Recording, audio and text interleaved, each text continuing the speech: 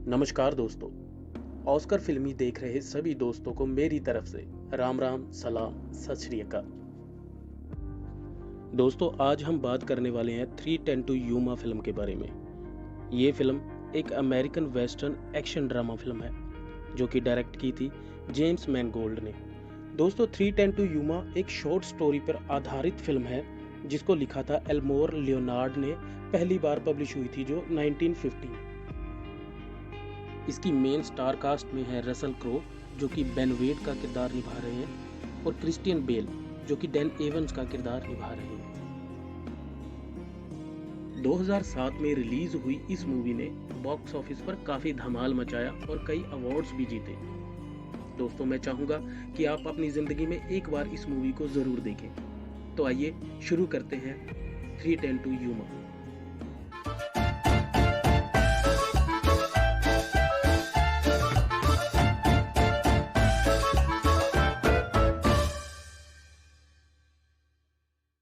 दोस्तों, इस फिल्म का नायक है डैन। डैन यूएस की एक साउथ वेस्टर्न स्टेट एरिजोना में रहता है। डैन एक गरीब किसान है जो कि सिविल वॉर के दौरान नॉर्थ की तरफ से जंग भी लड़ चुका होता है। उसने कुछ कर्जा लिया है ग्लेन होलैंडर से जिसको वो टाइम पर वापिस नहीं कर पाता, इसलिए ग्लेन होलैंडर के कुछ आदमी उसके तबेले में आग लगा देते हैं और उसके पशुओं को वहां से भगा देते हैं और जाते हुए डैन को एक वार्निंग देके जाते हैं कि अगर उसने कल तक कर्जा वापस नहीं किया तो वो उसके घर को भी आग लगा देंगे। इसके बाद का जो सीन है वो अगली सुबह का है। डैन और उसकी वाइफ आपस में डिस्कशन कर रहे होते हैं जिसमें उसकी वाइफ एलिस बहुत चिंता में है और उससे पूछना चाहती है कि उसका आगे का क्या प्लान होगा, आगे वो क्या करेंगे। लेकिन डैन उसको ये बोलकर चुप करा देता है कि ये उसका मैटर नहीं है, वो इसको खुद ही संभाल लेगा। डैन एक स्वाभिमानी व्यक्ति है। वो एक अच्छा पति होने के साथ साथ एक अच्छा पिता भी है। तभी डैन का छोटा लड़का मार्क वहां पर आता है और अपने पिताजी से पूछता है कि क्या हम जिन्होंने हमारा घर जलाया है उनकी शिकायत मार्शल से करेंगे। तब डैन बोलता है कि नहीं, तुम लोग मेरे साथ जाओगे, हम पशुओं को ढूंढते हैं और उसके बाद मैं शहर जाऊंगा और शहर में जाकर मैं मार्शल से और बॉन्ड मांगूंगा और पैसा मांगूंगा नए खेतों के लिए ताकि हम उसका कर्जा चुका सकें। तब मार्क बोलता है या फिर हमें, जैसा कि विलियम कहता है, होलैंडर को शूट कर देना चाहिए। डैन का बड़ा लड़का विलियम जो कि अपने बाप जैसा बिल्कुल नहीं बनना चाहता, वो चाहता है कि वो ईंट का जवाब पत्थर से दे। डैन विलियम से हमेशा असूलों की बात करता है और बोलता है कि एक दिन वो जब उसकी जगह होगा सब समझ जाएगा। लेकिन विलियम पलट कर जवाब देता है कि वो उसकी जगह कभी नहीं होगा। फिल्म के अगले सीन में फिल्म का विलन, जिसका नाम बेन वेड है, जो कि बहुत ही खतरनाक अपराधी है, अपने पूरे गैंग के साथ एक सुनसान जगह पर पिंकरटन की वेट कर रहा है। पिंकरटन जो कि बोगी में आने वाले हैं, वो उनको लूटने के लिए वहां पर तैयार खड़े हैं। बेन वेड जो कि स्केच बनाने में बिजी है, उसको चार्ली आकर इन्फॉर्म करता है कि पिंकरटन आ चुके हैं। फिर बेन वेड और उसका साथी गैंग बोगी पर हमला करते हैं और सभी को मार डालते हैं सिवाय एक आदमी के जिसका नाम है बैरोन मैकलरॉय। दूसरी तरफ डैन और उसके दो बेटे जो कि अपने पशुओं को ढूंढने निकले थे, ये सब हादसा अपनी आंखों से देख लेते हैं और इस बात का बेन वेड को पता चल जाता है कि उन्हें कोई देख रहा है। बेन वेड डैन के पास जाता है। वो उन्हें कुछ नहीं कहता, सिर्फ उनके घोड़े लेकर वहां से चला जाता है ताकि वो उनका पीछा ना करे और जाते हुए डैन को ये भी बोल जाता है कि आपके घोड़े बिस्बी के रास्ते में आपको मिलेंगे।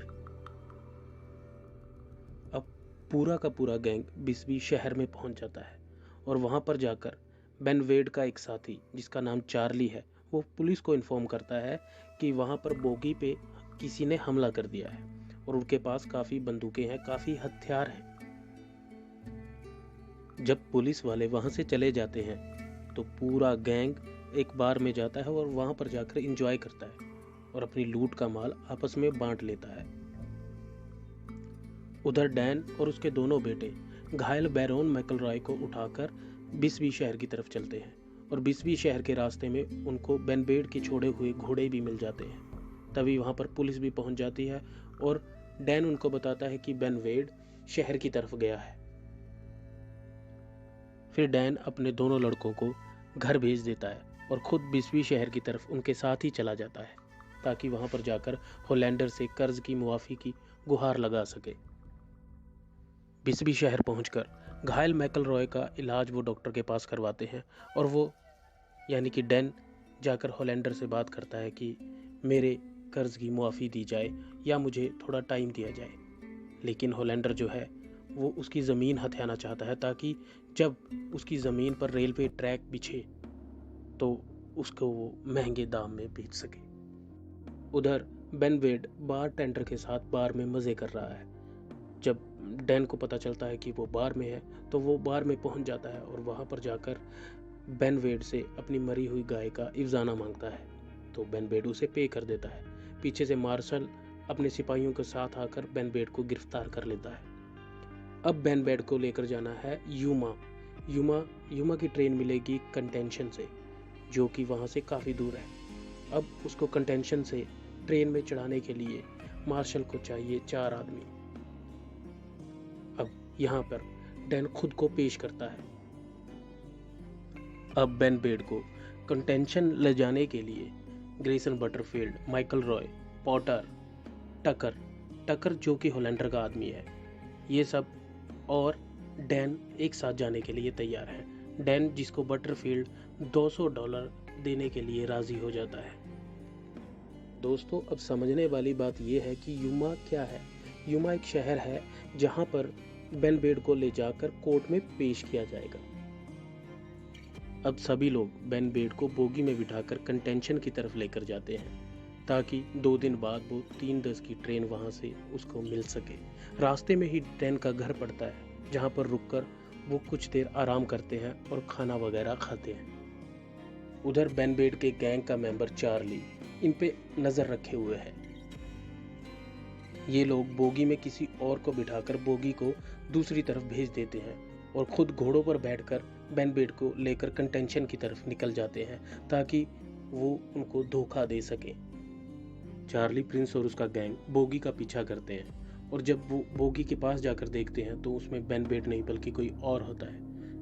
इसलिए वो गुस्से में आकर पूरी बोगी को जला देते हैं। तब उन्हें पता चलता है कि वो दूसरे रास्ते पर गए हैं और वो उसकी तरफ चलने लगते हैं। उधर बेन वेड मैकलरॉय, टकर, डैन और डॉक्टर के साथ कंटेंशन की ओर बढ़ रहा होता है। रास्ते में उनको देर हो जाती है, इसलिए वो रात वहीं पर गुजारने का फैसला करते हैं। वो आग जलाकर वहां पर बैठ जाते हैं और आपस में बातें करते हैं।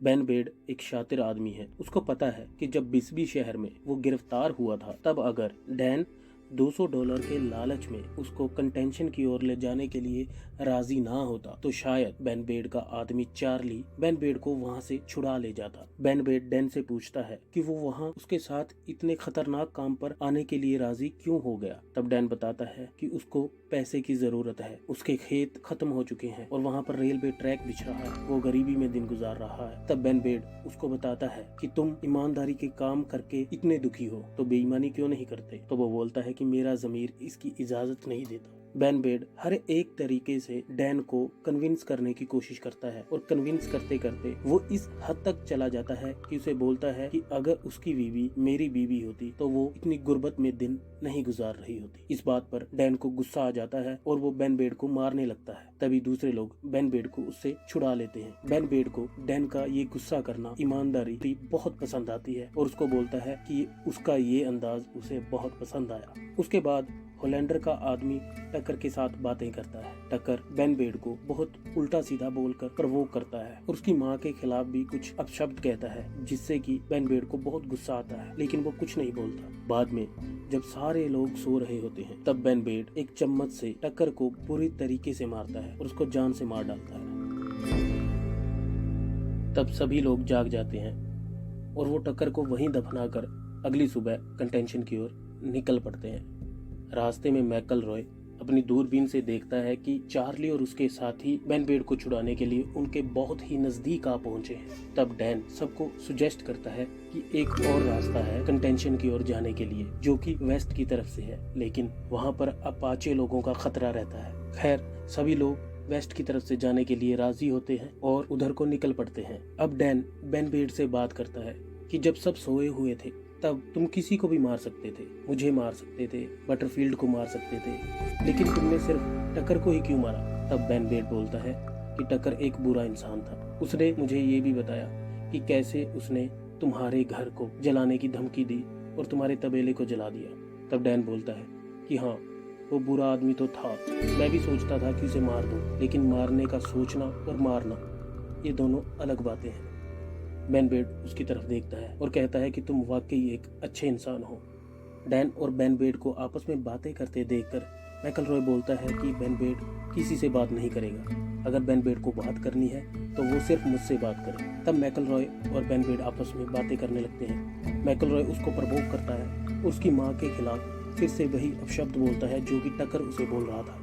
वो उसको बोलता है कि वो एक वेश्या का लड़का है। बेन वेड को फिर से गुस्सा आ जाता है और वो मैकलरॉय को घोड़े से पकड़कर नीचे गिरा देता है और उसे पीटने लग जाता है। उसकी बंदूक छीनकर वो सबकी ओर तान देता है। मैकलरॉय को पहाड़ी से नीचे धकेल देता है। अब बेन वेड दूसरे लोगों को भी गन नीचे रखने को बोलता है, लेकिन तभी पीछे से डैन का बड़ा लड़का विलियम, जो कि उनका पीछा कर रहा था, आकर बेन वेड की ओर बंदूक तान देता है। बेन वेड विलियम की ओर देखता है और मुस्कुराता है। उसे कहता है कि तुम मुझे शूट नहीं कर सकते क्योंकि तुम मुझे पसंद करते हो, तुम मेरे जैसा बनना चाहते हो। लेकिन तभी डैन बोलता है कि वो तुम्हारे जैसा बनना नहीं चाहता, वो एक अच्छा, ईमानदार और सच्चाई के लिए लड़ने वाला इंसान ही बनना चाहता है, तुम्हारे जैसा नहीं। फिल्म के अगले सीन में दिखाया है कि सभी लोग वेस्ट की ओर से कंटेंशन की ओर बढ़ रहे हैं। रास्ते में अपाचे के एरिया में उनको रात हो जाती है और वो रात अपाचे के एरिया में ही गुजारने का फैसला करते हैं। उन पर अपाचे लोग हमला कर देते हैं। अब जब हमला हो चुका है तो बेन वेड भी गन लेकर उनके साथ मुकाबला करता है। बेन वेड सभी अपाचे लोगों को मार डालता है और अब गन बेन वेड के हाथ में है। वो खुद को डैन और उसके साथियों से आजाद करवाकर वहां से निकल पड़ता है। बेन वेड अपने पास में ये कंस्ट्रक्शन कैंप देखता है जहां पर रेलवे ट्रैक का काम चल रहा होता है। वो अपनी हथकड़ी को तुड़वाने के लिए वहां पर पहुंच जाता है। वहां पर एक फोरमैन उसे पहचान लेता है और उसको पकड़ लेता है। तभी डैन, विलियम, डॉक्टर और बटरफील्ड वहां पर पहुंच जाते हैं और उसको छोड़ने को बोलते हैं क्योंकि बेन वेड को सार्वजनिक फांसी के लिए यूमा लेकर जा रहे हैं।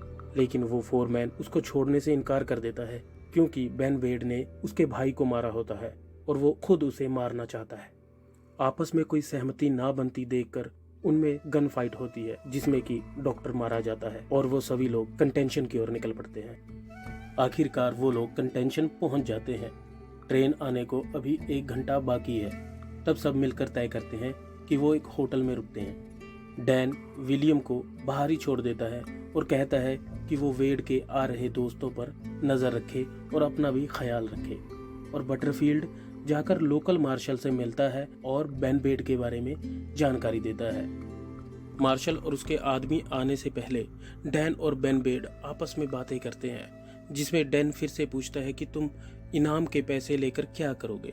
वो बोलता है कि मैं अपना आधा कर्ज उतारूंगा। तो वो बोलता है इसके लिए तुम्हें ये काम करने की ज़रूरत नहीं है, मैं तुम्हें $1000 दूंगा और तुम यहाँ से चले जाओ। लेकिन डैन इस बात पर राजी नहीं होता और वेड को अपना मुंह बंद करने के लिए बोलता है। फिर मार्शल और उसके आदमी आते हैं। उसके बाद विलियम आकर उनको बताता है कि वेड के गैंग मेंबर्स शहर की तरफ आ रहे हैं। सभी अपनी बंदूकें लेकर तैयार हो जाते हैं वेड के गैंग से मुकाबला करने के लिए। तभी वेड का गैंग वेड को ढूंढने में कामयाब हो जाते हैं। उनको पता चल जाता है कि वेड होटल में है। वेड के गैंग का मेंबर चार्ली एक अनाउंसमेंट करता है कि जो कोई भी वेड को छुड़वाने में उनकी मदद करेगा वो उसको $200 कैश देगा। इस तरह शहर के काफी लोग वेड को बचाने के लिए और $200 कैश लेने के लिए उनके खिलाफ हो जाते हैं। लोकल मार्शल इस बात से डर जाता है। वो बोलता है कि वो उनकी सहायता नहीं कर सकता और वो वहां से जा रहा है। जब लोकल मार्शल अपने दोनों साथियों के साथ होटल से निकलने लगता है तो वेड का गैंग उन्हें मार गिराता है। अब सिर्फ बच जाते हैं डैन, विलियम और बटरफील्ड। बेन वेड को पता है अभी या थोड़ी देर बाद उसका गैंग उसे छुड़ा लेगा। लेकिन डैन, जो कि असूलों का पक्का है, वो मरते दम तक बेन वेड को ट्रेन में बिठाने के लिए लड़ता रहेगा। बेन वेड एक बुरा इंसान है, लेकिन अंदर ही अंदर वो डैन की रिस्पेक्ट करता है। डैन की अच्छाई उसको प्रभावित करती है। वो चाहता है कि डैन वहां से सुरक्षित निकल जाए, लेकिन डैन चाहता है कि बेन वेड को वो ट्रेन में बिठाकर ही सांस ले और अपना ईमानदारी का जो बनता हुआ रिवॉर्ड है वो हासिल करे।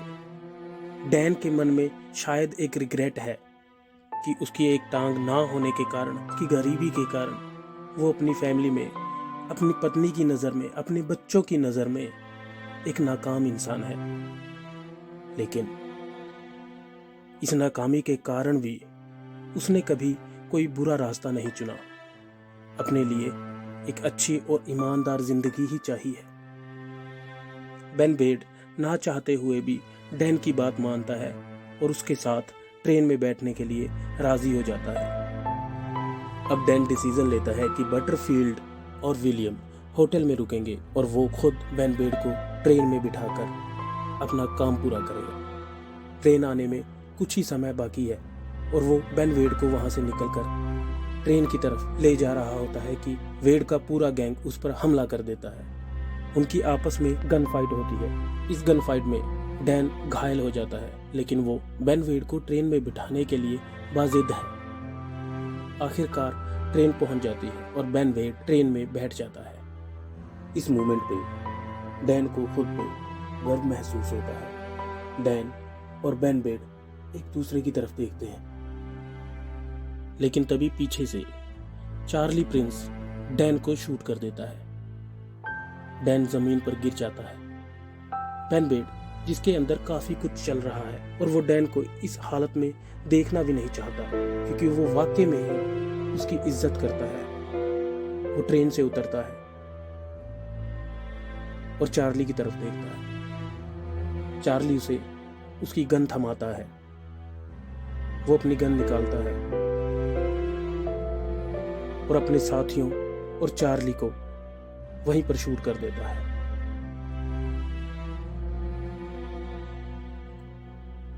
तब डैन का लड़का विलियम अधमरे डैन के पास आता है और गुस्से में गन उठाकर बेन वेड की तरफ तान देता है। बेन वेड चुपचाप शांत खड़ा रहता है। विलियम उसको घूर कर देखता है और शूट करता करता रुक जाता है। वो उसे शूट नहीं करता और वापिस अपने बाप डैन की तरफ झुक जाता है। तब बेन वेड 3:10 की ट्रेन में चढ़ जाता है और अपने आप को जेल के बने कैबिन में लॉक कर लेता है। ट्रेन वहां से निकल जाती है।